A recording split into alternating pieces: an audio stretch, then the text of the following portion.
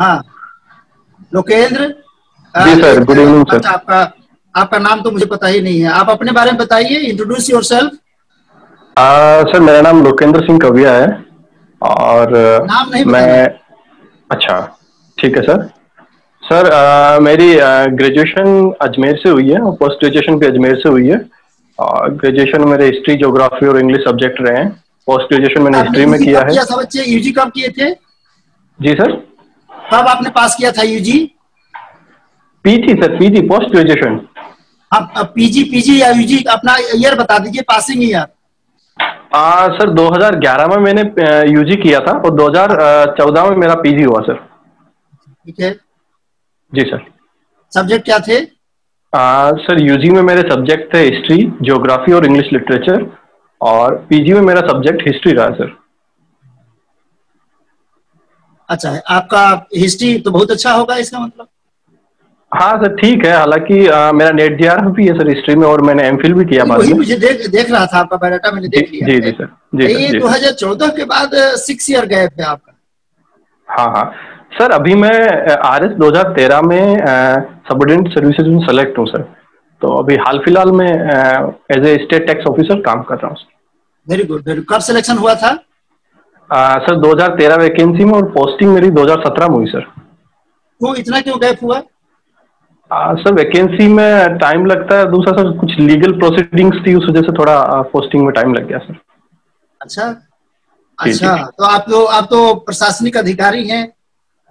एक हाँ सर, बड़ा कह सकते आजकल हैं। चर्चा का विषय है, ये सरकार बहुत जोर दिया उस बात को लेकर के, वर्क वर्क कल्चर को लेकर के, जी सर। कार्य संस्कृति, ये हम्म। होती क्या है?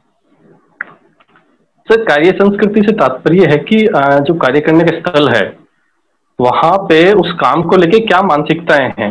मतलब आप जनता के काम को प्राथमिकता देते हैं या उसको एक साइड में समझ के दूसरी चीजों को इम्पोर्टेंस देते हैं।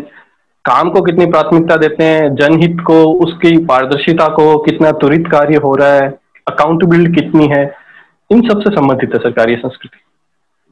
अच्छा, कार्य संस्कृति का संगठन से कोई संबंध नहीं है? संगठन से है सर, संगठन के अंतर्गत ये सारी चीजें मिला के वो कार्य संस्कृति उस संगठन की बनती है सर। हम्म। तो जैसे हम बोले कि ये जो सांगठनिक जो संस्कृति है, इसके जी। क्या मुख्य लक्षण हैं बताइए? सर वो मैं सर अभी कैरेक्टरिस्टिक ऑफ याद। The organisational culture. मेरा प्रश्न समझ रहे सर हैं ना? सर मैं आप थोड़ा सा कैरेक्टरिस्टिक्स ऑफ इलोबरेट द करेंगे। ऑर्गेनाइजेशनल कल्चर के क्या लक्षण हैं, उसके कंपोनेंट क्या हैं? क्षमा चाहता हूँ सर, मैं अभी रिकॉल नहीं कर पा रहा सर।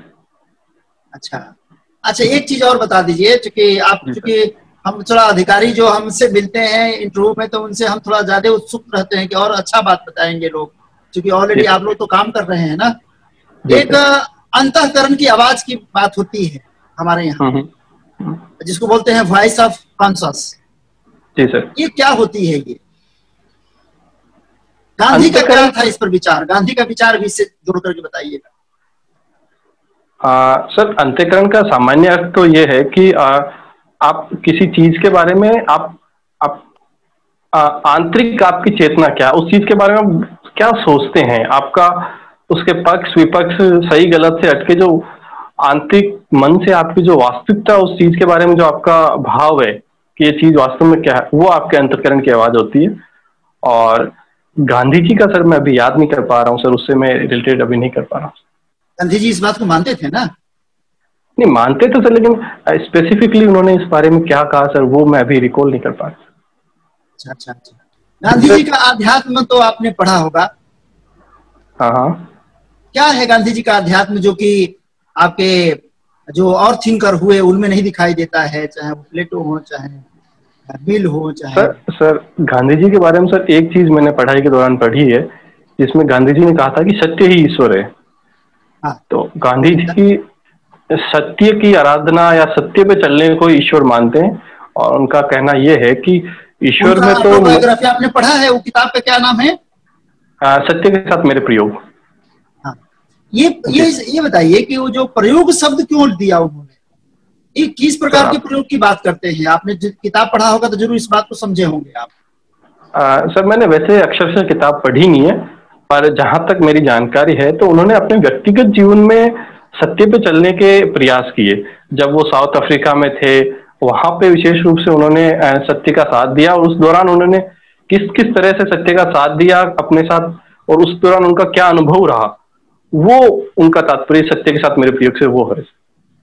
अच्छा, प्लेटो ने आप लोग पढ़े होंगे, आप लोग के सिलेबस का पार्ट भी है शायद, जितना आ रहा है। प्लेटो का हाँ हाँ सद्गुण की बात करते हैं प्लेटो। जी। प्लेटो अपने शिक्षा के ऊपर भी उनका विचार है। आपने पढ़ा है ये बातें? सर सिलेबस में हमारे थोड़ा सा पोर्शन है प्लेटो का, वो सर पढ़ा है। हाँ, तो वही प्लेटो का सद्गुण तो बहुत फेमस है ना। प्लेटो सर कहते हैं कि ज्ञान ही सद्गुण है। उनका कहना यह है कि जो ज्ञानी है वो अपने आप में सद्गुणी हो जाता है, क्योंकि ज्ञान होते ही उसको ये अनुभव हो जाता है कि 4 प्रकार के गुणों की बात करते हैं। वो 4 कौन कौन से गुण हैं कि मनुष्य को अच्छा बनाने के लिए 4 गुण होना चाहिए? वो शब्द हैं, वो शब्द बता दीजिए। हाँ सर, विवेक, साहस, संयम और न्याय। विवेक, साहस, संयम और न्याय। संयम, न्याय। अच्छा, एक चीज और बता दो आप प्लेटो, आप बहुत अच्छा बता रहे हो, मुझे अच्छा लग रहा है। धन्यवाद सर। प्लेटो ने एजुकेशन थ्योरी को लेकर भी, शिक्षा के सिद्धांत भी कुछ दिए हैं, बताए हैं। किस प्रकार की शिक्षा की आजकल बड़ा चर्चा है ना, एनईपी, नेशनल एजुकेशन पॉलिसी, तो उनका भी एक विचार है शिक्षा को लेकर के। कुछ बातें उन्होंने शिक्षा को लेकर के की है। किस प्रकार की शिक्षा की बात वो करते हैं सर? आपकी आवाज थोड़ी मिस हो गई सर बीच। सर मैं ये कह रहा हूँ कि प्लेटो ने शिक्षा के बारे में भी उनका एक विचार है। सर वो किस प्रकार की शिक्षा की बात करते हैं? सर प्लेटो का सर जानकारी नहीं सर, उसका मुझे जानकारी नहीं सर। अच्छा, अभी जो हमारा एनईपी आया है, नेशनल एजुकेशन पॉलिसी, में ये आपने पढ़ा होगा, उसको बहुत चर्चा हो रही है, वो जो वेबिनार हो रहे हैं हमारे यहाँ भी। हम लोग डेली एक न एक सेमिनार में या तो बोलते हैं या सुनते हैं। आजकल ये स्थिति है, न्यू एजुकेशन पॉलिसी पर डेली हो रही है चर्चा। उसमें एक सेंटेंस हम चाहिए कि उसमें किस प्रकार की शिक्षा की बात की गई है, जो हमारे यहाँ अभी न्यू एजुकेशन पॉलिसी जो लागू हुआ जुलाई के लास्ट में, लागू हो चुका है। बहुत बच्चों को, अभी मैंने एक बच्चे बोला कि सर अभी तो लागू हुआ नहीं है। मैंने किसने कहा कि तुमको कि लागू नहीं है? वो तो जुलाई के लास्ट में जिस दिन नोटिफिकेशन हो गया उसी दिन से लागू हो गया। जी सर, नई एजुकेशन पॉलिसी लागू है, उसका कौन से एक सेंटेंस बताइए किस प्रकार की शिक्षा की चर्चा उसमें विशेष रूप से की जाती है। वो एक बात है, एक शब्द है ऐसा सर। उसमें विशेष रूप से स्किल बेस्ड जो वोकेशनल ट्रेनिंग है और मल्टी स्ट्रीम जो है उसकी विशेष की गई, ताकि एक रोजगार उन्मुख शिक्षा हो सर। रोजगार उन्मुख शिक्षा की बात तो पहले भी की गई है। ये तो चूंकि जब हम शिक्षा को व्यवसाय से जोड़े, जब हमारा एलपीजी आया उसके बाद से ये सब चीजें बदलते चली गई। इंजीनियरिंग कॉलेज हजार खुल गए, मैनेजमेंट के कॉलेज खुल गए, आप जानते ही होंगे, आप तो इस व्यवस्था में हैं। लेकिन उसमें कुछ बात और भी की गई है जो बहुत ही बुनियादी बातें हैं, इस देश के लिए जरूरत है उसको, जिसमें बड़ा जोर दिया गया। और बार बार उसकी चर्चा भी हो रही है कि अभी पिछले 34 साल से हमने इसके बारे में ज्यादा ध्यान नहीं दिया। हम इसको चाहते हैं कि इस प्रकार की शिक्षा हो। वो कौन सी बात कह रहे हैं वो लोग? सर जहां तक मैं याद कर पा रहा हूँ सर, तो सर 5वीं कक्षा तक मातृभाषा में जो शिक्षा क्या उन्होंने वो कहा है उस पॉलिसी में, वो 4 लेवल की शिक्षा की बात है। वो तो आप सही बोल रहे हो, प्राथमिक स्तर। नहीं सर, मैं मातृभाषा में शिक्षा की बात कर रहा हूँ। मातृभाषा की भी बात हो गई है, भाषा पर मैं नहीं बोलूंगा क्योंकि उसमें बोलूंगा तो मेरा विषय छूट जाएगा जो मैं पूछना चाहता हूँ आपसे। जैसे कि उसमें कहा गया है मूल्य परक शिक्षा की बात की गई है। बस मुझे लास्ट क्वेश्चन है मेरा कि मूल्य परक शिक्षा से आप क्या समझते हैं, वो क्या होती है? सर मूल्य परक शिक्षा वैल्यू एजुकेशन सिस्टम।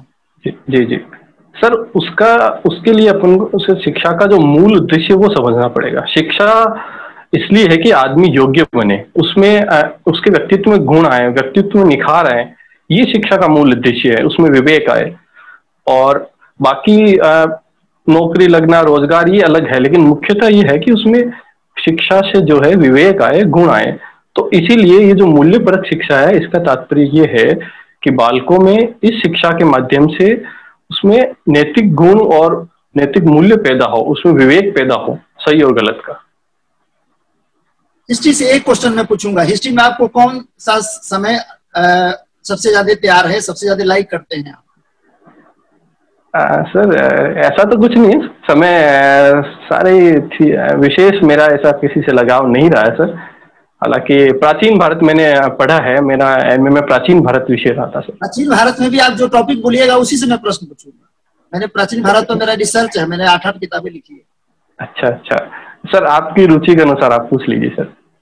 नहीं, आप बताइए, उसी विषय में पूछूंगा, मैं आपके ऊपर छोड़ दिया। मैं पूछूंगा तो मैं पूछूंगा ये कि डार्क एज क्यों बोलते हैं? डार्क एज का एक कॉन्सेप्ट आया है ना प्राचीन भारत में। हाँ हाँ। अंधकार युग किसको बोलते हैं और क्यों बोलते हैं? सर डार्क एज का मैं यूरोप मध्य युग से तो मैं उसका समीकरण कर पा रहा हूँ। भारत में उसको किस संदर्भ में बोल रहा है सर, मैं उसकी तरफ भी मुझे जानकारी नहीं है सर।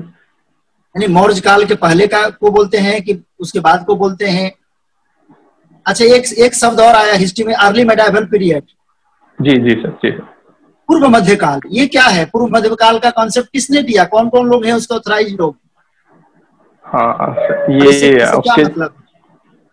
सर इसका तात्पर्य तो सर ये है कि गुप्त काल के बाद हर्षवर्धन के समय से लेके और वहां से लेके तुर्क शासन स्थापित होने तक के बीच का जो समय है उसको पूर्व मध्य काल कहा जाता है, जिसकी कुछ प्रमुख प्रवृत्तियां विशेषताएं ऐसी रही है जो उसे अन्य कालों से अलग करती है। जैसे सामंतवाद का उद्भव होना और छोटे छोटे राज्य बनना, स्थानीयकरण की सबसे प्रवृत्ति ज्यादा होना। अच्छी किताब किसने लिखा है? जी सर। जिसका नाम सामंतवाद पर, भारतीय सामंतवाद पर बहुत फेमस किताब है एक आदमी की, हमारे दिल्ली यूनिवर्सिटी के ही प्रोफेसर थे। वही उसी को सर ऑथराइज किया। रामशरण शर्मा जी हैं। बहुत अच्छा, बहुत अच्छा, मेरा उनके प्रश्न लिखे। समाप्त हो गया, बहुत अच्छा बोले। धन्यवाद। नेक्स्ट उपाध्याय जी है ना? नेक्स्ट ले लीजिए उपाध्याय जी। हाँ उपाध्याय सर, ठीक है। दिनेश सर।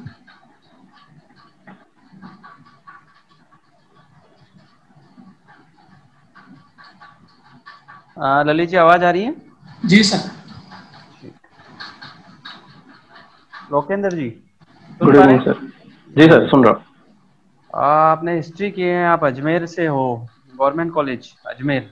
हाँ सर, मेरी एजुकेशन अजमेर से हुई है, मेरा मूल निवास तो सर नागौर जिले का है सर। जी, अपना माइक अपने पास रख लीजिए, थोड़ा कम आवाज आ रही है। हाँ मुझे कुछ टेक्निकल एरर लग रही है सर। मैं माइक पास रख लेता हूँ सर। ठीक सर है, हाँ, सुन पा रहा हूँ सर, अच्छे से सुन पा रहा हूँ, कोई दिक्कत नहीं सर। हिस्ट्री रही है आपका, आज के दिन का इतिहास बताएंगे? सर आज के दिन का इतिहास 10 सितंबर का कोई विशेष तो मुझे सर याद नहीं आ रहा। हालांकि आज मैं ये बता सकता हूँ कि आज तो ये हुआ कि राफेल का इंडक्शन हुआ है भारतीय वायुसेना में। तो कुछ भारत के मैप को लेकर सोचिए आप कि आज के दिन कुछ हुआ हो। नहीं याद आ रहा है सर? सॉरी सर, नहीं याद। अच्छा, पढ़ना लिखना अभियान चलाया अभी केंद्र सरकार ने, इसके बारे में कुछ जानकारी है आपको? इसका सर मैंने पढ़ा नहीं है सर। अच्छा अच्छा, आप हिस्ट्री में आपने एमफिल किया है? हाँ सर। बताइए हिस्ट्री होती क्या है, हिस्ट्री किसे कहते हैं? सर इतिहास जो भी हमारा बीत चुका है वो सब इतिहास है सर। क्या हम एकेडमिक ये पढ़ते हैं जो सब कुछ बीत चुका है? नहीं सर, आप एकेडमिक के तो मैं स्टूडेंट रहे हो, इस पर्पज से मैं पूछना चाह रहा हूँ कि हिस्ट्री आपकी नजर में क्या है? सर हिस्ट्री ये है कि हमारा अतीत में जो कुछ हुआ तथ्यों के आधार पर उसका एक वर्णन प्रस्तुत करना और तथ्यात्मक वैज्ञानिक रूप से उसका वर्णन करना, उसका निष्कर्ष निकालना, उसे शिक्षाएं लेना। वो हिस्ट्री इतिहासकार कहते हैं कि इतिहासकार और तथ्य की जो अनवरत उनमें जो बात होती है, मैं एग्जैक्टली सर उसको कोट नहीं कर पा रहा, बाकी उनका तात्पर्य ये था, उन्होंने परिभाषा देते हुए कहा कि इतिहासकार और तथ्यों की अनवरत वक्त वार्तालाप ही इतिहास है। आपने एमफिल किया है, ये एमफिल की फुल फॉर्म क्या होती है? Master of philosophy. इसमें ये फिलोसफी क्यों है? हाँ सर, ये तो सर ध्यान नहीं सर इसका मुझे। आपने जब हिस्ट्री में कोई डिग्री लिए हैं तो उसमें फिलोसफी शब्द क्यों आ रहा है? सर ये सोचने वाली तो बात है सर, पर अभी जानकारी नहीं सर। ओके, आप अभी सेल टैक्स में हैं? हाँ सर, जीएसटी और पहले सेल टैक्स था सर। तो आपने एमफिल क्यों किया? सर एमफिल इसलिए किया था कि उस दौरान सर स्कॉलरशिप जेआरएफ हो गई थी और एमए कर लिया था, तो एमफिल इतिहास में रुचि थी वो कर लिया और साथ में ये कंपटीशन की तैयारी भी चल रही थी सर। बट जेआरएफ में एमफिल में जेआरएफ नहीं मिलती? नहीं, मिलती है सर। मिलती है? जी सर। अच्छा, आपने लिखा है शॉर्ट मूवीज देखते हैं आप। जी सर। ये शॉर्ट मूवीज कितने मिनट्स की होती हैं? सर ये 40 मिनट से कम ड्यूरेशन की जो मूवीज होती है उनको शॉर्ट मूवीज कहते हैं। ये दूसरी मूवी कौन सी होती है? दूसरी सर ये जो फुल लेंथ मूवी होती है, उनकी टेक्निकल टर्म तो सर मुझे ध्यान नहीं है, फीचर मूवी शायद उनको कहते होंगे, पर मैं श्योर नहीं हूँ सर इस बारे में कि टेक्निकली उनको क्या कहते हैं। शॉर्ट मूवीज की क्या परिभाषा रहेगी? कैसे पहचान करेंगे कि ये शॉर्ट मूवी है? सर इनकी जहाँ तक मैंने जानकारी ली है सर, इसका 40 मिनट से छोटी जो मूवी होती है उनको शॉर्ट मूवीज की कैटेगरी में रखा जाता है, और जो अन्य मूवीज होती है सर वो 1 घंटा या 2 घंटे तक वो होती है। अभी एक बड़ा इशू चल रहा है, राजस्थान के एम्प्लॉयज का जो आंदोलन चल रहा है, धरना प्रदर्शन दे रहे हैं, आपकी जानकारी में है? सर कुछ आप संकेत देंगे तो सर मैं रिकॉल कर पाऊंगा सर, ऐसे रिकॉल में करें।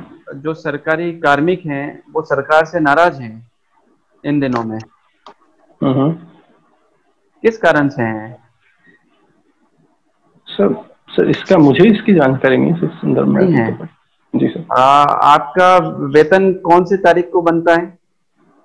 सर 1 तारीख को मेरे खाते में आता है, और ये 5-7 दिन पहले प्रक्रिया वो लोग शुरू कर देते हैं सर। आप डीडीओ हैं? नहीं सर, मैं अलाइड सर्विसेज में हूँ सर। डीडीओ हैं आप? नहीं है? मैं डीडीओ नहीं हूँ सर। डीडीओ नहीं है।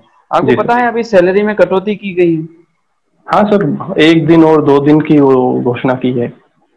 क्या सोचते हैं आप? आपको लगता नहीं कि एक तो कोरोना आ रहा है, उसमें हम महामारी में अपना योगदान दे रहे हैं, और सरकार हमारा जो है वेतन भी काट रही है, तो दोहरा जो है प्रहार हो रहा है एक तरह से। सर मुझे लगता है कि एक बड़े परिप्रेक्ष्य को देखते हुए, बृहत्तर आर्थिक फायदों को देखते हुए सर, 1 दिन की अगर सैलरी में कमी होती है तो इसको विशेष फर्क पड़ेगा नहीं सर। वैसे भी सर जो अन्य सर्विसेज के उनके सिर्फ 1 दिन की कटी है, जो राज्य सेवा के अधिकारी है उनकी 2 दिन की है, तो मुझे नहीं लगता इससे कोई बहुत ज्यादा फर्क पड़ेगा सर। तो आपको संतुष्टि है कि आप जो है आपके 1 दिन की कटी है? हाँ नहीं सर, ऐसा तो कुछ नहीं है। अगर जरूरत हो और सरकार आदेश दे तो 2 दिन की कट जाए, कोई दिक्कत नहीं। ठीक है। आप सेल टैक्स ऑफिसर हैं, तो आपके पास ऐसे कोई उपाय नहीं है कि कोरोना से लड़ने के लिए सैलरी ना काटनी पड़े? सर उपाय तो सर हमारा विभाग का कार्य ही राजस्व अर्जन है सर, तो हम और अच्छे से काम करें। और जो कई बार सिचुएशन ये होती है, कई लोग रिटर्न नहीं भर रहे, कोरोना की वजह से कई लोग रिटर्न टाइम पे फाइल नहीं कर पाए। आप कोई 2 उपाय बताओ जो आप अपनी तरफ से सरकार को सुझाव के रूप में देना चाहोगे। सर किस संदर्भ में? कोरोना से राजस्व अर्जन के संदर्भ में या पर्टिकुलर किस संदर्भ में? ऐसा कोई उपाय जिससे सैलरी ना कटौती ना करनी पड़े। जी सर एक उपाय तो ये होगा कि मित योग्यता तो हमें करनी ही पड़ेगी सर, शॉर्ट टर्म में, लॉन्ग टर्म नहीं। तो दूसरे जो जैसे बड़े आयोजन है या दूसरे जो खर्चे हो रहे हैं उनमें कम हो चुका, उस पर बात नहीं कर रहा। जो नहीं हुआ है और सरकार ने जो नहीं किया है उसी पे तो आप सुझाव देंगे। तो वो सुझाव दीजिए जो सरकार ने अभी तक उनके दिमाग में, किसी के थिंक टैंक में आया नहीं है कि ये काम भी किया जा सकता है। ऐसे कोई 2 सुझाव दीजिए। जी सर इसके संदर्भ में एक तो जो राजस्व अर्जन के सारे विभाग हैं उनको सर इस चीज में तेजी लानी चाहिए कि जो बहुत सारे ऐसे मामले पेंडिंग पड़े हैं सर, जो सालों से पड़े हैं और उनका राजस्व अभी तक खातों में नहीं आया। तो ऐसे जो पेंडिंग मामले पड़े हैं सर, उन पे कार्रवाई करके, और उन पे जैसे सेंटर ने भी अभी स्कीम लाए थे विवाद से विश्वास तक, तो उसी तरह की कोई योजना लाके जो पेंडिंग राजस्व जो अटका हुआ है कई सालों से, उसके अर्जन की कोशिश की जाए तो सर अच्छा खासा राजस्व अर्जन किया जा सकता है। बुलेट फॉर्मेट में बताए। दूसरा सर हाल फिलहाल तो मैं भी सर याद कर नहीं पा रहा सर दूसरा। चलिए मैं आपको एक सिचुएशन देता हूँ। आप परबत सर के रहने वाले हैं। मान लीजिए आप परबत सर के एसडीओ हैं, और आपको ये सूचना मिलती है, एक जन सुनवाई में आप जा रहे हैं हमें कोरोना काल में, और ऐसे में आपको पता चलता है कि एक मॉडल तालाब को देखने आप निकले हैं। वहां पर एक कोविड-19 का पॉजिटिव पेशेंट, आपको पता चलता है कि कोविड-19 पॉजिटिव पेशेंट है। वह व्यक्ति, आप और आपके ड्राइवर, आप दोनों ही बीच में थोड़ी मिस। अभी आप सुन पा रहे हैं? हाँ अब सुन पा रहा हूँ सर। रिपीट करता हूं आप किसी जन सुनवाई से लौट रहे हैं, आप एक मॉडल तालाब के करीब हैं, आपका ड्राइवर और आप ही हैं साथ में, शाम के 7 बजे हैं, आपको पता चलता है एक कोविड-19 पेशेंट जो है आपके क्वारंटीन सेंटर से भाग के और आपके सामने ही उस तालाब में कूद गया है। अब आप क्या रणनीति अपनाएंगे, कैसे उसका जीवन बचाएंगे, कैसे संक्रमण बचाएंगे? सर इस संदर्भ में पहला तो ये है कि सर जैसे हम मान लेते हैं कि उसको तैरना नहीं आता, वो डूब रहा है। ऐसी डूब रहा है सर, ऐसी स्थिति में सबसे पहले तो यही किया जाएगा कि उसको बचाने का प्रयास किया जाएगा, क्योंकि कोरोना हवा के थ्रू और एयर पार्टिकल्स में ज्यादा फैलता है। अगर आप उसको बचाने का प्रयास करते हैं थोड़ी सी सावधानी रखते हुए, तो संक्रमण का इतना खतरा नहीं होता है। तो पहली प्राथमिकता उसका जीवन बचाने की होगी, और उसके बाद सुरक्षा उपाय अपनाते हुए उसको अगर मेडिकल ट्रीटमेंट की दूसरी भी कोई जरूरत है, ज्यादा पानी वगैरह बढ़ने से, तो वो किया जाएगा, नहीं तो उसको समझा के और चेतावनी दे के वापस कोविड सेंटर में भेजा जाएगा। नहीं, वो तो कूद गया है ना आपके सामने, अब आप 2 ही लोग हैं, बचाओगे कैसे? आपके पास तो दोनों में 2 मिनट का समय तो दोनों में से जिसको भी तैरना आता है वो कूदेंगे तालाब में, और कोई तरीका ही नहीं सर। ठीक है। अभी महाराष्ट्र में कुछ हलचल हो रही है बॉलीवुड को लेकर, जानकारी में है? जी सर, हाँ न्यूज में चल रहा है अभी। तो उसमें 2 बातें चल रही है। एक तो सुशांत सिंह राजपूत की मौत, सुसाइड को लेके मीडिया ट्रायल बहुत ज्यादा हो रहा है और आरोप प्रत्यारोप लग रहा है, और दूसरा कंगना रनौत ने जो बयान दिए थे उसके बाद तथाकथित बदले की कार्रवाई के संदर्भ में उनका ऑफिस तोड़ना करना, वो चीजें चल रही है। अच्छा, दोनों ही चीजें आपने बताई हैं और दोनों पे ही मेरे प्रश्न हैं। पहला प्रश्न ये है कि सुशांत राजपूत को लेकर आज मुझे याद आ रहा है कि आज का दिन किसी दिवस के रूप में मनाया जाता है, आपके इतिहास रहा है। जी। आज के दिन कौन सा दिवस होता है? सर मैं रिकॉल नहीं कर पा रहा, सॉरी। नहीं कर पा रहे। दूसरे पे आते हैं, कंगना रनौत ने मुख्यमंत्री को कहा कि मैं तेरा और तू तड़ाके से बात की, जिसपे उनके खिलाफ FIR भी हो गई है। जी सर।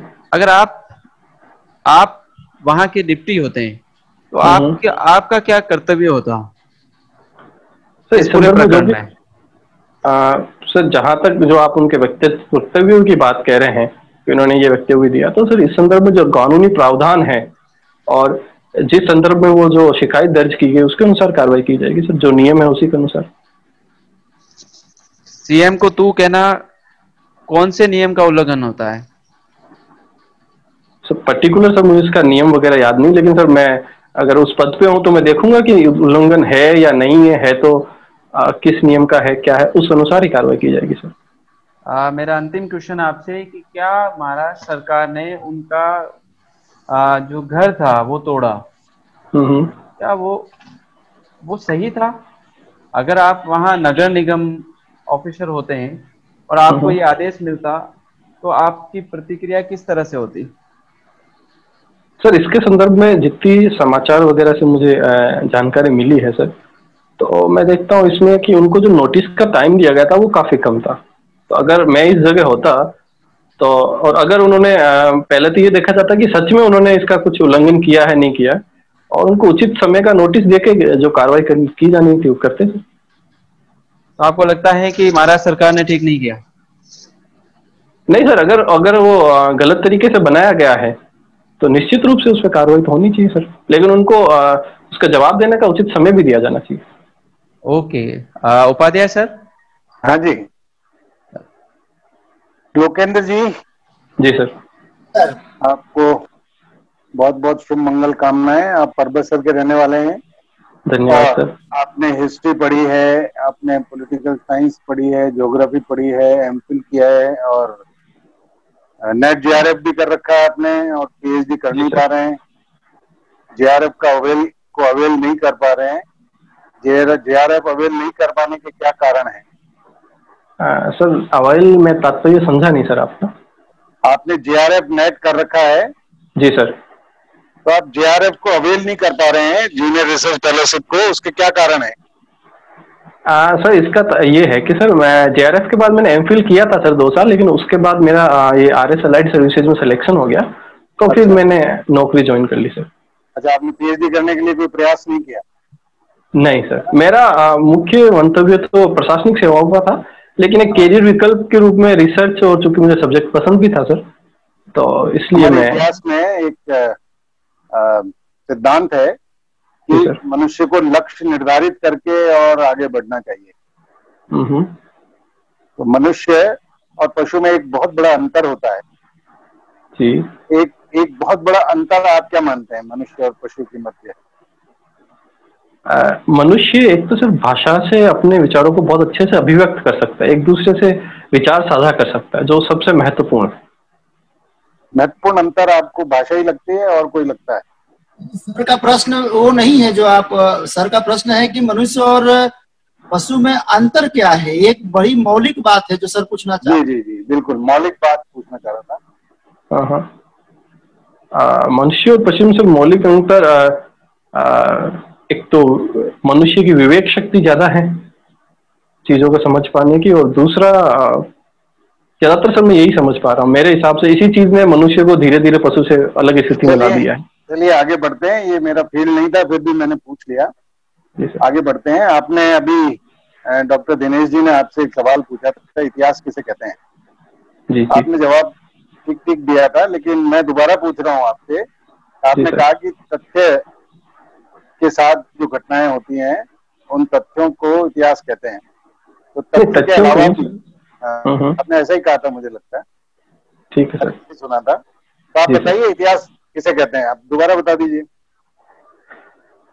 सर इतिहास सर जो भी अतीत में जो भी घटनाएं हुई है वो सब इतिहास के अंतर्गत सर सम्मिलित की जाती है, चाहे वो राजनीतिक हो, सामाजिक हो, वैज्ञानिक हो, कुछ भी। सारी अतीत की घटनाएं इतिहास कहलाती हैं, आपका कहने का मतलब ये है? हाँ सर, वो इतिहास के अंतर्गत सम्मिलित की जाती है सर, एक मोटे रूप में। वही सवाल सर ये पूछना चाह रहे हैं लोकेंद्र की इतिहास ठीक है, विगत की घटनाओं को हम पढ़ते हैं, लिखते हैं, या उसको उसके बारे में रिसर्च करते हैं, किस लिए करते हैं ये तो बताना पड़ेगा ना, किस लिए करते हैं? सर उसके दो कारण मैं समझ पा रहा हूँ। एक तो हमारा जो यात्रा करके हम यहाँ तक पहुंचे हैं, एक तो उसको समझना कि किस चीजों से हम आए हैं, क्या क्या हमने किया, क्या नहीं किया, और उसको एक सेंटेंस में बोलो ना। आप तो स्मार्ट अधिकारी हो, विगत को छोड़ करके वर्तमान की कल्पना नहीं की जा सकती है, इसीलिए इतिहास इम्पोर्टेंट है। हाँ सर, हम जहाँ आए हैं हमारा कल्पना नहीं की जा सकती। निश्चित रूप से सही कह रहे हैं सर, बस यही बोलना था। चलो आगे सर कंटिन्यू कीजिए सर। चलो खैर, आपने काफी स्पष्ट कर दिया।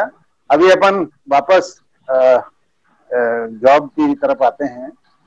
आप मुझे बताएं कि राजस्थान में जो उच्च न्यायालय है उसकी प्रमुख पीठ कहाँ पर है? जोधपुर में सर उसकी प्रमुख पीठ। और राजस्थान में राजस्थान स्टेट आर्काइव्स का मुख्यालय कहाँ पर है? बीकानेर में सर। जो उसमें क्या क्या रिकॉर्ड्स हैं, अगर आपने देखे हो कभी, या आपने उसके बारे में कभी जानकारी की हो? सर उसमें जो एमए में पेपर भी है ना, जिसमें ये पूछा जाता है सोर्सेज ऑफ हिस्ट्री। जी सर। तो उसमें आपने पढ़ा होगा किस प्रकार के वहाँ पर सर स्टेट आर्काइव्स में सर ये आज़ादी से पहले के रियासतकालीन जो दस्तावेज है, पत्र वगैरह हैं, या लैंड रिकॉर्ड्स है, वो सारी चीजें उसमें संग्रहित की गई है सर। आर्काइव्स क्यों महत्वपूर्ण है इतिहास लेखन की दृष्टि से?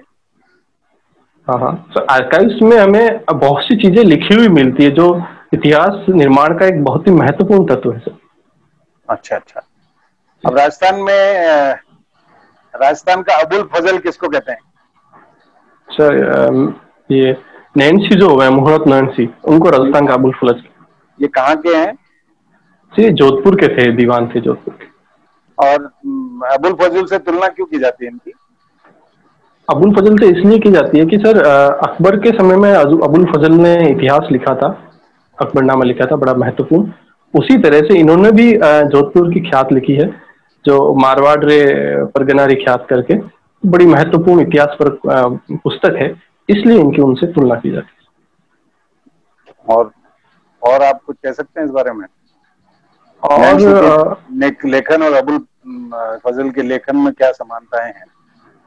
इसके अलावा जिनकी वजह से उनको अबुल फजल का ये दिया गया, नामकरण किया गया। लेखन की विशेषता क्या है सर? मैं अभी रिकॉल नहीं कर पा रहा। विद्यार्थी को तो ये जानकारी होनी चाहिए, ये पूछेंगे आपको वहाँ।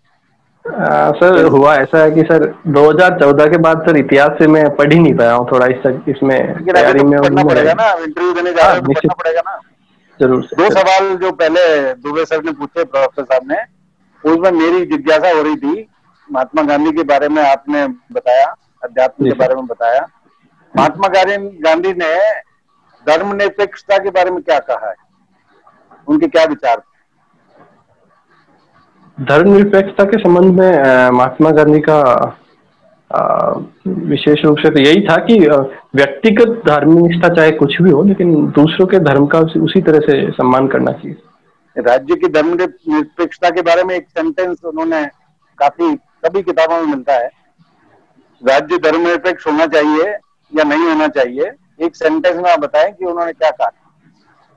सर वो पर्टिकुलर सेंटेंस तुम सर याद नहीं कर पा रहे। एक प्लेटो के बारे में दुबे साहब ने सवाल पूछा था, मेरी जिज्ञासा थी आपसे पूछने की। जी सर। कि 3 तरह के मनुष्य में गुण होते हैं, विवेक, साहस और तृष्णा, एपिटाइट। संयम सर, संयम, एपिटाइट, तृष्णा। तो ये 3 प्रकार के लोग तो नागरिक होंगे जिनमें तीनों ही गुण नहीं होंगे। उनके बारे में प्लेटो के शिष्यों ने प्रश्न पूछा था कि वो किस कैटेगरी में, किस वर्ग में माने जाएंगे, उनका क्या होगा भविष्य। प्लेटो ने क्या कहा? प्लेटो का सर ये मानना था कि प्रत्येक मनुष्य में तीनों ही गुण होते हैं। अब ये होता है कि किसी मनुष्य में कौन सा गुण प्रबल होता है, और जिसमें किसी में तीनों ही गुण नहीं है। प्लेटो ने उनके बारे में क्या व्यवस्था की है? ये तो सर गुण नहीं है उसमें। ये तो सर पढ़ा नहीं है, ये तो मैंने पढ़ा। ये तो बहुत जरूरी है। You have to correlate the western philosophy with Indian philosophy, है ना, वो ये तो जरूरी है।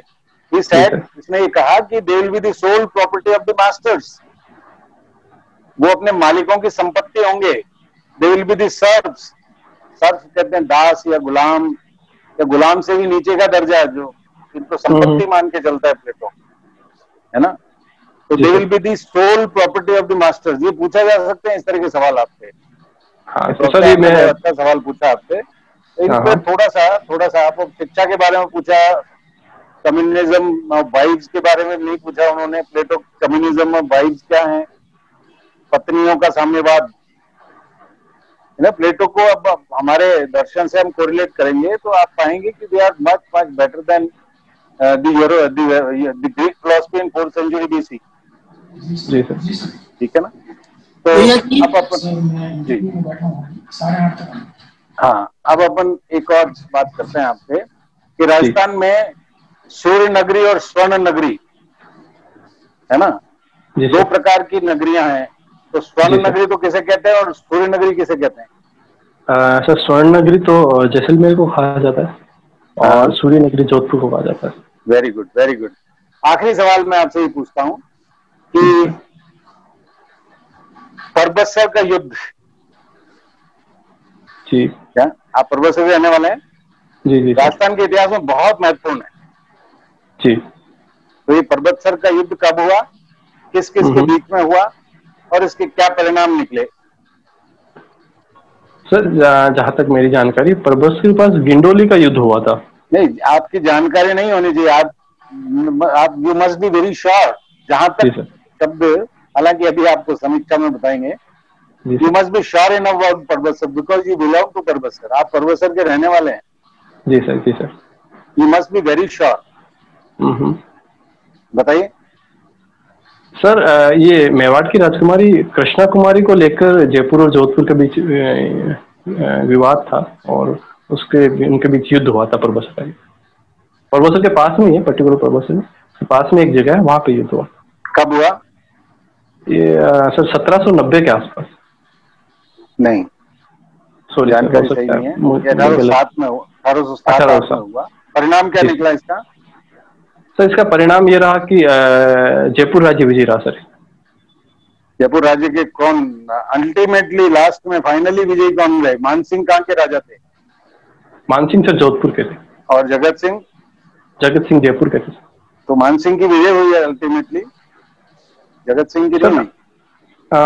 सर उसके बाद भी इनके बीच होता रहा, वो इसमें अमीर खां पिंडारी का भी काफी रोल रहा। तो उसी की वजह से मान सिंह की विजय हुई ना। अमीर खां किसके पक्ष में था? सर अमीर खां सर रिकॉल नहीं कर पा रहा सर। नहीं, रिकॉल क्यों नहीं कर पा रहे? आपको तो पर्वत सर के, आप तो सर एक अभी बड़ी चर्चा में चला कि कृष्णा कुमारी को ये राजस्थान बोर्ड की किताबों में, मैं भी उसमें से लेखक था पहले जी, उन किताबों को अभी बंद कर दिया। लेखक नहीं, मैं समीक्षक था एक्चुअली किताब का। जी सर। तो ये चला कि भीम सिंह कौन थे जिसने कृष्णा कुमारी को जहर देके मार दिया? ठीक, भीम सिंह तो मेवाड़ के महाराणा थे, उनके पिता थे कृष्णा कुमारी।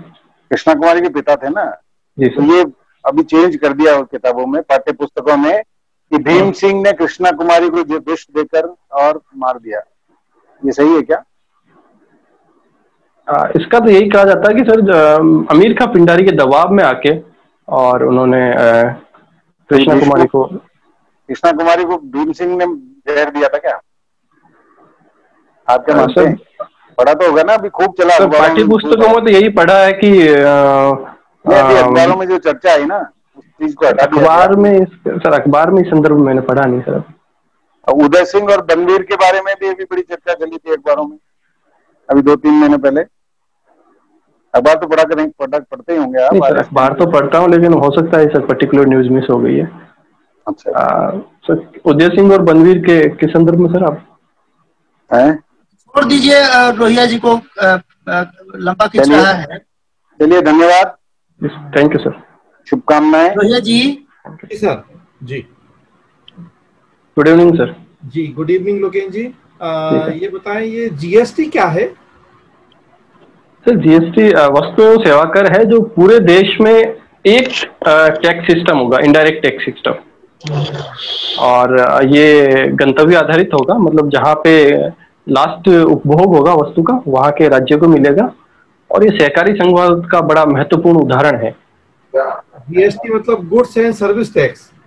जी सर, मतलब पहला सर ये होता था कि सेवा कर अलग लगता था जो केंद्र के अधिकार में आता था, और अलग अलग राज्य वस्तुओं पर अलग अलग अप्रत्यक्ष कर लगाते थे, और उनके अलग अलग राज्य के वेट अधिनियम थे, उनमें बड़ी अलग अलग टैक्स रेट थी, अलग अलग फॉर्म्स की आवश्यकता पड़ती थी, अलग अलग रिटर्न भरने थे। तो उन सब के कॉम्प्लिकेशंस खत्म करके एक तो कंप्लाइंस आसान हो जाए, दूसरा पूरे देश में एक टैक्स सिस्टम हो जाए, इसके लिए जीएसटी लाया गया सर। आप तो बड़ा अच्छा बता रहे हैं, लेकिन मैं तो जीएसटी का मतलब जानता हूँ गब्बर सिंह टैक्स। ये सर किसी अखबार में शायद थोड़े दिनों पहले राहुल गांधी जी ने ऐसा कहा था सर। क्या कहना है इस बारे में? सर इस बारे में सर मैं तो इससे ताल्लुक नहीं रखता। मेरे संदर्भ में जीएसटी एक बहुत ही अच्छा टैक्स सिस्टम है जो उचित नियत के साथ लाया गया। ऐसा नहीं लग रहा है कि जो आरोप लग रहे हैं कि सरकार के पास तो जो टैक्स कलेक्शन रेवेन्यू था स्पेशली स्टेट्स का, वो लगभग खत्म कर दिया है जीएसटी ने? सर स्टेट के रेवेन्यू के संदर्भ में अभी 5 साल तक तो केंद्र सरकार ने उनको कंपनसेशन की गारंटी दी है 2022 तक तो।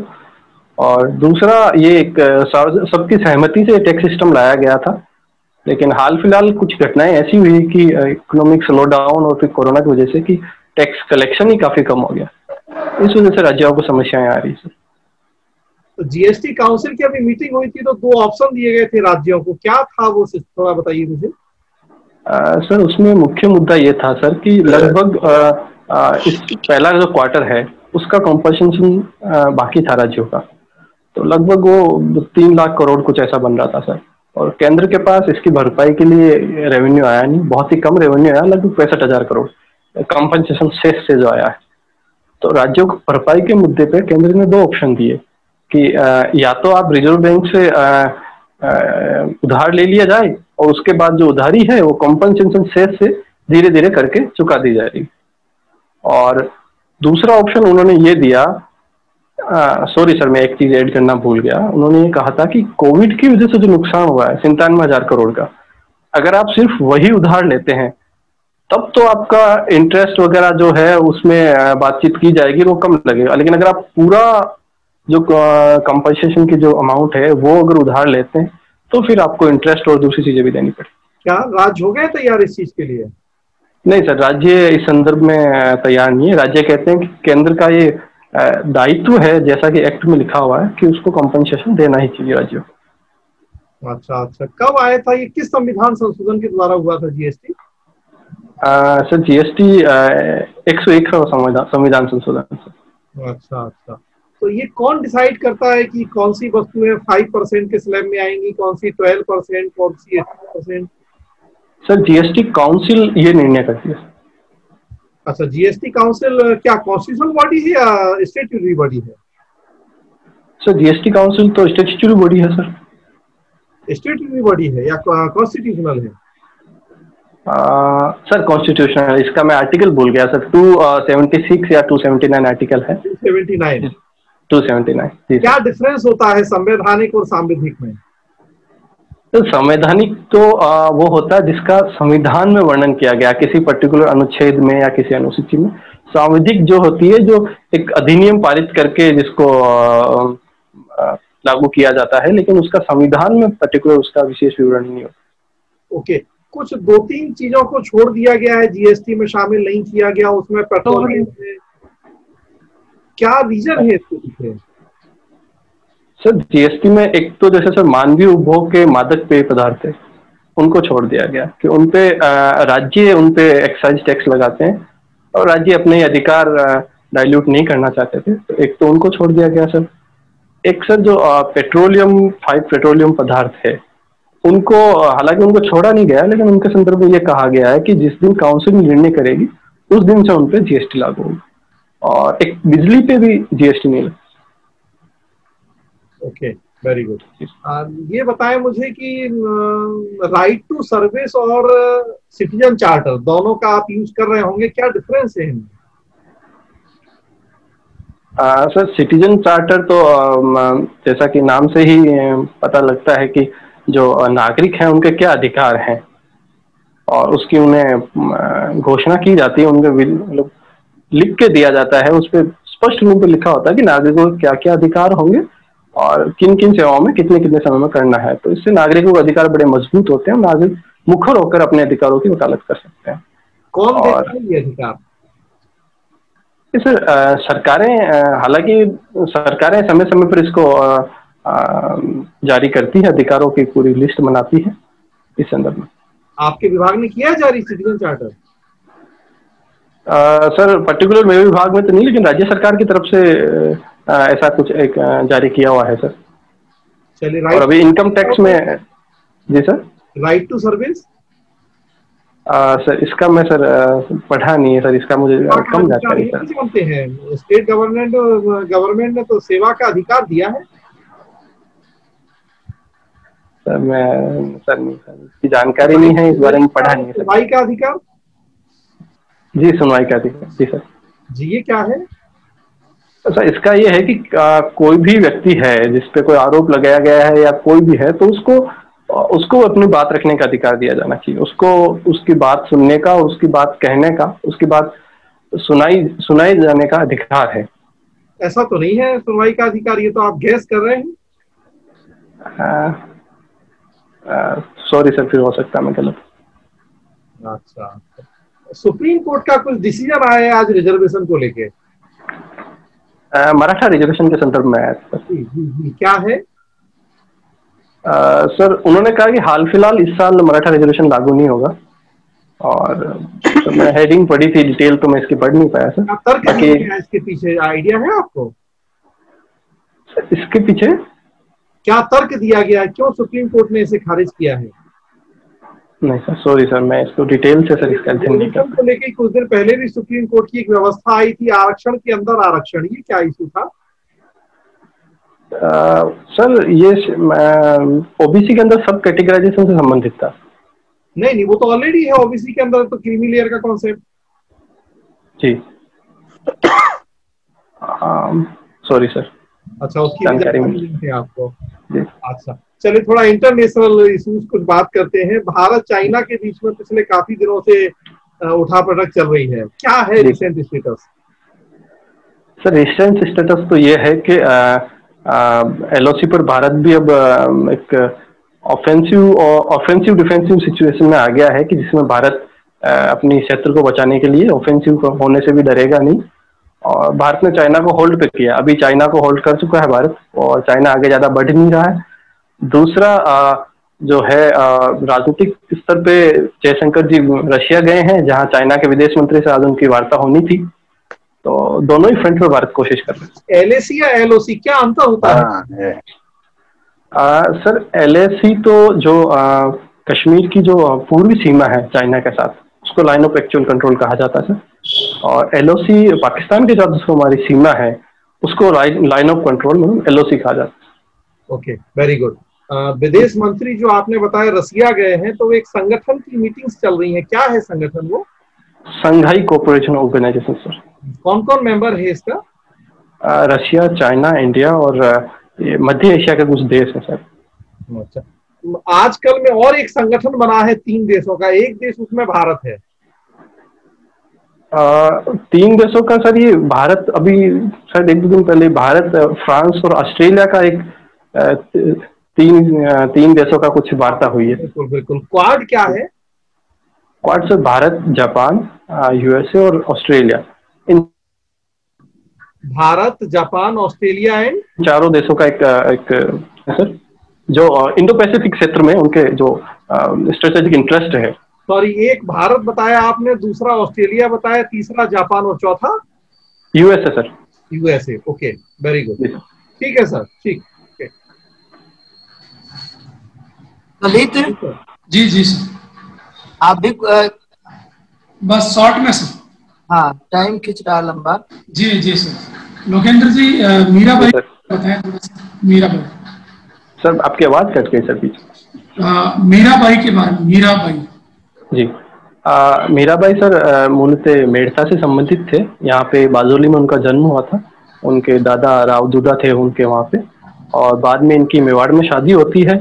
और राणा सांगा के जो पुत्र थे भोज राजकुमार भोज थे, उनके साथ शादी हुई, लेकिन बाद में उनकी जल्दी ही मृत्यु हो जाती है राजकुमार की, और मीराबाई विधवा हो जाते हैं। कालांतर में वो कृष्ण भक्ति में लीन हो जाते हैं, और उन्होंने काफी अच्छी रचनाएं की हैं कृष्ण की भक्ति में। ठीक है, ठीक है। ये बताइए कि राजस्थान की दूसरी मीराबाई कौन है? राजस्थान की दूसरी मीराबाई गौरीबाई को कहा जाता सर। सॉरी सर, हो सकता है गौरीबाई तो नहीं। ठीक है। अच्छा, वागड़ की मीरा उनको कहा जाता है सर, मैं गलत। वागड़ की मीरा रानाबाई है वो। रानाबाई, ठीक है, हरनावा से संबंधित। ये बताएं कि बड़ी ठनी की जो एक्चुअल जो रियल तस्वीर है वो कहाँ है? हाँ सर, ये तो पर्टिकुलर कहाँ है उसकी ये सब जानकारी, हालांकि किशनगढ़ से संबंधित है, ये तो मुझे जानकारी ठीक है। उसकी। ये चंद्रबरदई का ग्रंथ पृथ्वीराज रासो। जी सर। उसमें रासो वर्ड का क्या अर्थ है? सर रासो किसी राजा की प्रशंसा में लिखा जाता था। 2 तरह के ये होते थे, रास और रासो। तो रास तो एक श्रृंगार परक रचना होती थी, रासो में एक वीरता परक कार्य जिसके राजा वगैरह के बताए जाते थे, वो रासो साहित्य का। तो ये जो 4-24 गज ये जो एक दोहा बना हुआ है, हाँ हाँ, इसको यथार्थता को लेकर विवाद है इसके बारे में। जी सर। तो आप क्या सोचते हैं इसके बारे में? सर ऐतिहासिक रूप से इसके तथ्य नहीं मिलते हैं, ये ऐतिहासिक तथ्य नहीं है सर। ठीक है, ठीक है सर, दुबे सर। धन्यवाद। हाँ, अच्छा, आप लास्ट क्वेश्चन कंक्लूड कर रहा हूँ आपसे। राजस्थान में प्रशासनिक रिफॉर्म जो आज जो लेटेस्ट जो टेक्नोलॉजी है, वो आप उसको कहाँ तक मानते हैं? कितना आप अंक देंगे? कहाँ तक तकनीकी क्षेत्र में प्रशासनिक व्यवस्था आपकी जो है वो तकनीक से जुड़ चुकी है? राजस्थान में सर मुझे लगता है कि काफी संदर्भों में जुड़ी है, हालांकि इसमें बहुत कुछ अभी किया जाना बाकी है सर। 10 में से कितना नंबर देंगे आप? 10 में से कितना नंबर देंगे आप? 10 में से सर मैं 4 नंबर दूंगा। 4? बहुत पिछड़ा है इसका मतलब। हाँ सर, तकनीक में बहुत ज्यादा तकनीकी रूप से क्या आप सुझाव दे सकते हैं सरकार को? मान लीजिए आप RS में चुनाव होता है, जी सर। तो अभी जो वर्तमान सरकार को क्या आप सलाह देंगे कि हाँ ये चीजें करनी चाहिए, जैसे कि आधुनिकता से और तकनीकी व्यवस्था से प्रशासन जुड़ जाए? तो सर इसका क्या है कि राजस्थान के सारे जो पुलिस स्टेशन है अभी ऑनलाइन FIR है उसमें व्यवस्था, हाँ सर, ऑनलाइन ऑनलाइन कंप्लेन है? जी सर, व्यवस्था है सर। ये तो अच्छी बात है। हाँ सर है, कहाँ लेकिन कहाँ पिछड़ा है और कैसे उसमें सुधार होगा, कुछ बताइए पॉइंट। सर कई चीजों में पिछड़ा है। अच्छा सर, इसके संदर्भ में मैं यही कहूंगा कि सर ज्यादातर जो भी सेवाएं हैं पब्लिक सर्विसेज, उनको सीधा आप इंटरनेट से, जिस तरह से ई मित्र दिया गया है अलग अलग सेवाओं के, उसी तरह से एक कॉमन पॉइंट से जोड़ दीजिए, ताकि व्यक्ति को सरकारी ऑफिसों में जाने की जरूरत ही नहीं रहे, उसको एक कॉमन पॉइंट पे लगभग सारी सर्विसेज मिल जाए। इस दिशा में जितना भारत सरकार ने तो इसका बहुत बड़ा बीड़ा उठाया है। वो पूरे पूरे भारतवर्ष के ग्राम पंचायतों को जोड़ने के लिए एक बहुत बड़ी योजना चल रही है ना, क्या नाम है उस योजना? भारत नेट योजना चल रही है सर। भारत नेट योजना तो चल रही है, उससे तो जी सर, मुझे लगता है तकनीकी से जुड़ना चाहिए, ऑनलाइन सब कुछ। हाँ सर, उसी दिशा में कार्य करने की जरूरत है सर। और हम यहाँ AI की बात करते हैं, आर्टिफिशियल इंटेलिजेंस की बात करते हैं।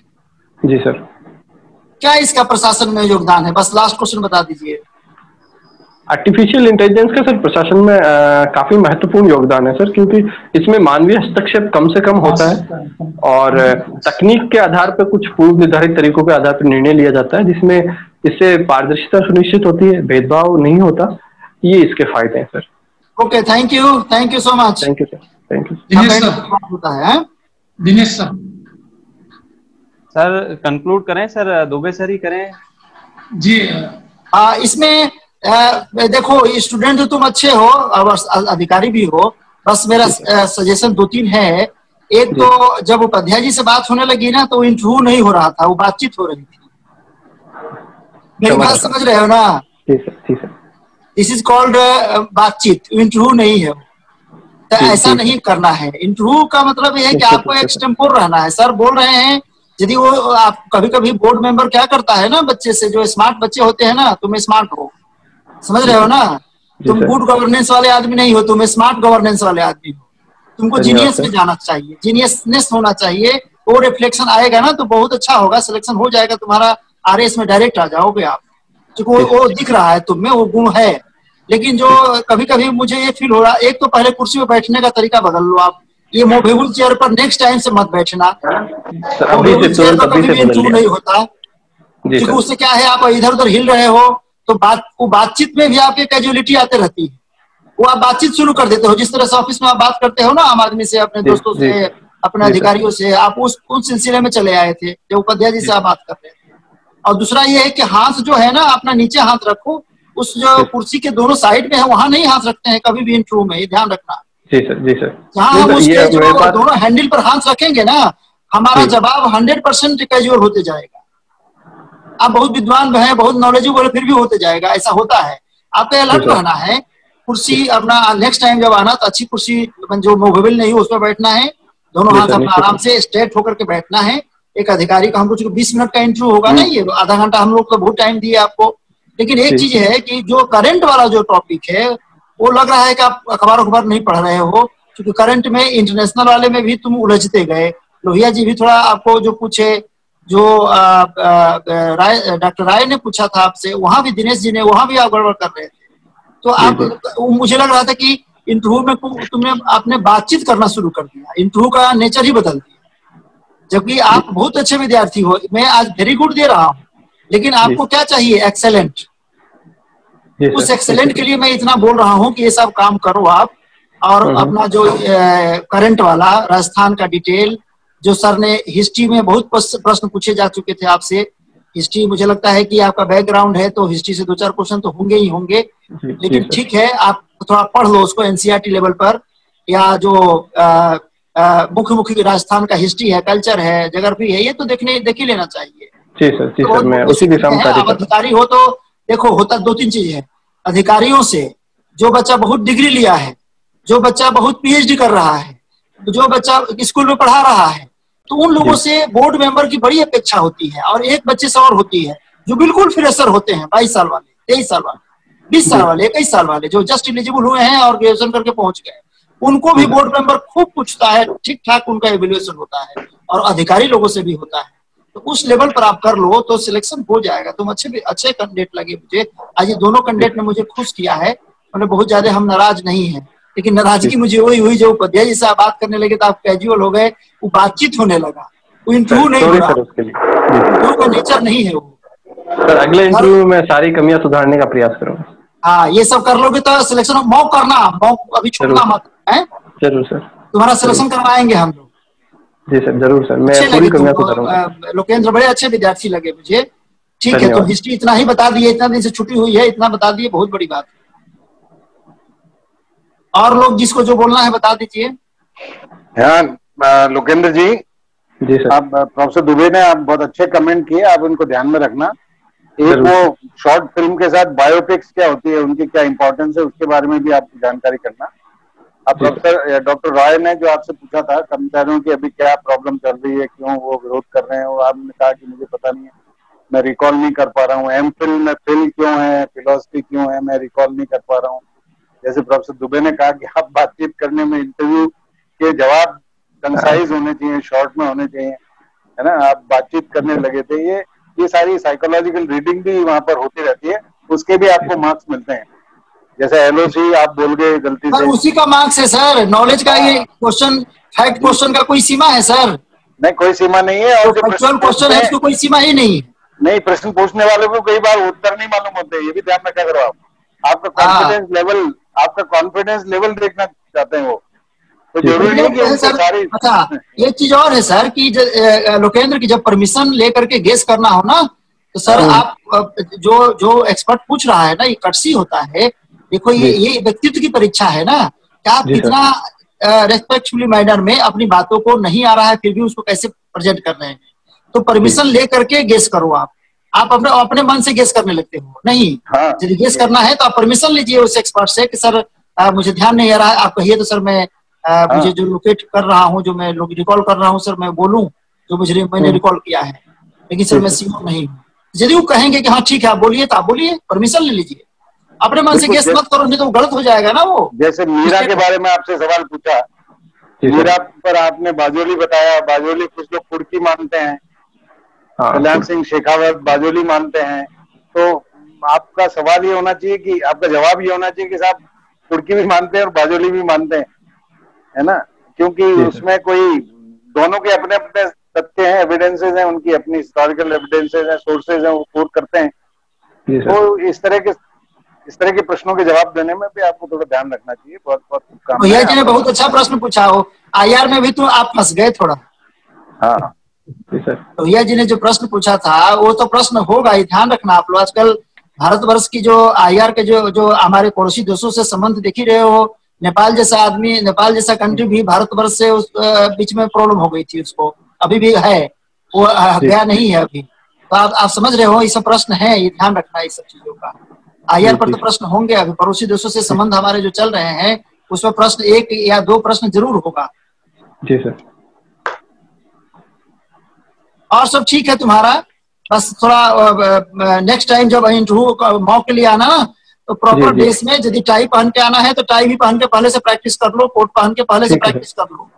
ये मॉक जो है ना, ये मतलब वही है जिस एकदम आपको ये ध्यान रखना है कि हमको उसी तरह जाना है जिस तरह से हम बोर्ड में जाएंगे, वैसा ही अपना कपड़ा, भेष भूषा, सारा टाई जो भी पहनना है आपको उसी तरह से आइए आप।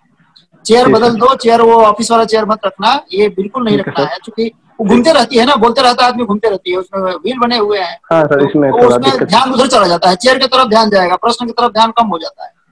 जी जी सर। फिर ऑफिस वाली आदत हो जाती है ना। यही तो होता है कारपोरेट वाले बच्चों से, जब हम इंटरव्यू लेते हैं, जो ऑलरेडी कंपनी में काम करते हैं मल्टीनेशनल में, तो पता है वो इंटरव्यू नहीं देते हैं सब, वो ब्रीफ करने लगते हैं।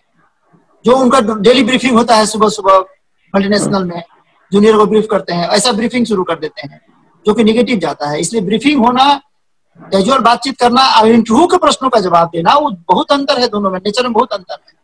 हमको 20 मिनट इंटरव्यू देना है, अपने व्यक्तित्व की परीक्षा देनी है। नॉलेज का परीक्षा तो हम दे चुके हैं। हाँ, नॉलेज है तो हम कॉन्फिडेंट होकर बोलते हैं, नॉलेज नहीं रहता है तो थोड़ा हम कॉन्फिडेंट कम होते हैं। लेकिन उसको उस कॉन्फिडेंस को हमको लूज नहीं करना है, हमको उसको बरकरार रखना है। वहां प्रश्न नहीं आया फिर भी हम उसको, अभी 17 रैंक आई है IAS में, हमारे कलीग की बेटी है वो स्वाति, तो उसने यही सब लोग को बोला है ये बात। हम लोग हमारे कलीग हैं, वो मैडम यूनिवर्सिटी में प्रोफेसर हैं, उन्हीं की बेटी है, वो 17 रैंक इसी बार आई है। वो 3 बार से वो लिख रही थी, चौथे बार में उसका हुआ है 17 रैंक यूपीएससी में। तो और उसने ये कहा है, ये इस तरह की बातें की है कि जब मॉक में आप जाते हैं तो मॉक में आप ध्यान रखिए कि इससे आपका एक पर्सनैलिटी, आप उसी व्यू से जाइए जिस व्यू से हमको आयोग में जाना है, तो तभी तो प्रैक्टिस होगा ना। उसमें कोई चीज आप एक भी लूज करके जाओगे तो वही चीज वहां निगेटिव हो जाएगा जाके। जी सर। तो हम लोग मैं पूरा इनमें सुधार देंगे, एक्सेलेंट हो जाएगा। वेरी गुड है तुम्हारा, एक्सेलेंट करो आप। जरूर sir ji. Okay, all the best. Thank you sir. और किसी को कुछ बोलना है? राय जी को? बिल्कुल सर, मैं अपना कमेंट कर देता हूं सर। लोकेंद्र जी, मेरी आवाज सुन पा रहे हैं आप? हाँ सर। देखो, मैंने जहां तक आपको नोट किया है, आप में कॉन्फिडेंस बहुत अच्छा है, क्योंकि आप सर्विस में हो, आपको पता है कि आप कुछ खोओगे नहीं, पाना ही पाना है आपको। लेकिन आपका नॉलेज का जो पॉइंट है वो अच्छा नहीं है। इवन आपकी जो हिस्ट्री है, आपका जो बेसिक नॉलेज होना चाहिए एकेडमिक रिकॉर्ड पे, उस पर आपको नॉलेज नहीं है। एमफिल के क्वेश्चन या जनरल क्वेश्चन जो मैंने पूछे थे, उसकी तैयारी आपको करनी चाहिए। ठीक है सर। और दूसरी बात यह है कि आपने बार बार ये कहा कि शायद ये हो सकता है, या मैं गैस कर रहा हूँ, या इस तरह से। तो जो क्वेश्चन आपके सीधे सीधे हैं, जैसे एमफिल वाला ही प्रश्न था, तो फिलॉसफी पे आपने कहा कि मैं रिकॉल नहीं कर पा रहा हूँ। ऐसे प्रश्नों के उत्तर रिकॉल करने वाले नहीं होते हैं, ये तो इसका ही ज्ञान होता है, हमेशा के लिए होता है, इसको रिकॉल नहीं। अगर कोई फैक्ट होता जो आपसे पूछा जाता, भारत कब आजाद हुआ, तब आप कह सकते हो कि यहाँ फैक्ट में जो है 1947-46 में रिकॉल नहीं कर पा रहा हूँ। तो यहाँ पर तो आपको जवाब देना ही होगा। ठीक है। और बाकी सर ने, दुबे सर ने जो है मेरी सारी बातें जो मैंने सोची थी, वो सारी बातें आपके लिए सर ने कह दी हैं, चाहे वो चेयर को लेकर हो, चाहे आपकी कैजुअल अप्रोच को लेकर हो, तो आप उन पे फोकस करें। और आपका जो करंट अफेयर्स का जो पार्ट है, उस पे थोड़ा ऐसी पकड़ बनाएं कि टू द पॉइंट आप बोल सकें। दिमाग में पैराग्राफ मोड आता है और दिमाग में बुलेट फॉर्म आती है, तो बुलेट फॉर्म आपके दिमाग में आए, जनरेट ही ऐसे हो, नंबर 1, नंबर 2, नंबर 3, नंबर 4, इस तरह से।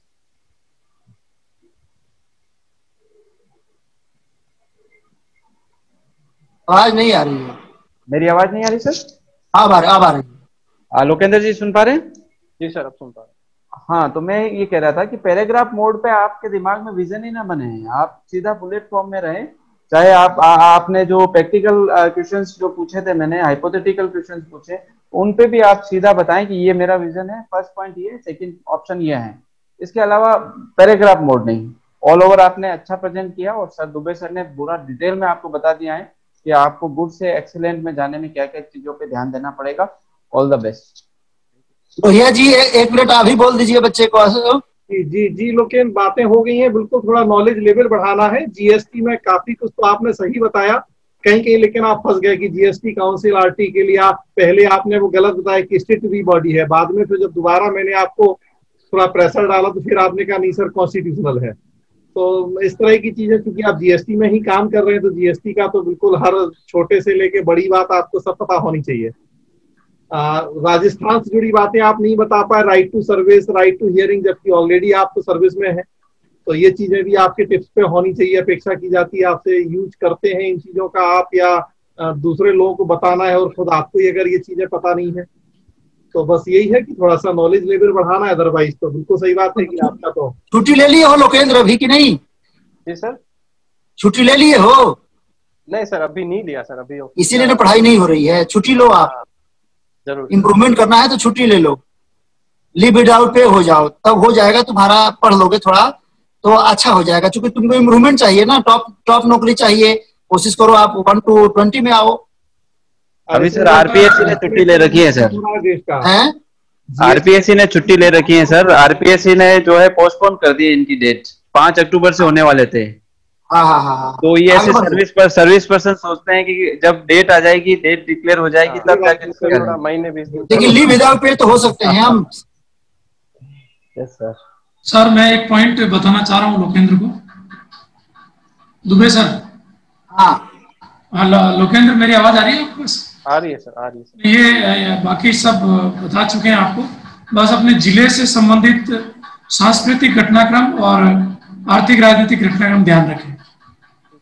जैसे दूसरी मीराबाई तो वो भी नागौर की है, नागौर जिले से संबंधित पूरी जानकारी कम से कम नागौर की तो आपको होनी चाहिए। राजस्थान में पूछते हैं लोग जनरली यूपीएससी लेवल पर, और आजकल बीपीएससी में भी जिला वाला नहीं पूछ रहा है ज्यादातर जी, बीपीपीसीएस में भी, लेकिन राजस्थान में डिस्ट्रिक्ट विस्ट्रिक्ट पूछते हैं, आर्ट कल्चर हिस्ट्री ज्योग्राफी वो सब पूछते हैं लोग। और उसका जो प्रॉब्लम्स है socio economic problems, women's situation of women's, literacy, ये सब पूछते हैं। ये अपने जिले का कम से कम सब डाटा वाटा आप रख लो आप, ठीक है? जी सर, कंप्लीट करें। Lokendra all the best. कहाँ गए विद्यार्थी हम? जी जी लोकेंद्र जी सर, बहुत अच्छा, बहुत अच्छे विद्यार्थी हो आप, तैयारी करो, अच्छा होगा तुम्हारा। थोड़ा कोशिश करो कि पढ़ाई वढ़ाई हो, कम से कम 6-7 घंटे रोज पढ़ लो आप। मैं सर छुट्टी वगैरह लेके थोड़ा करना पड़ेगा, है?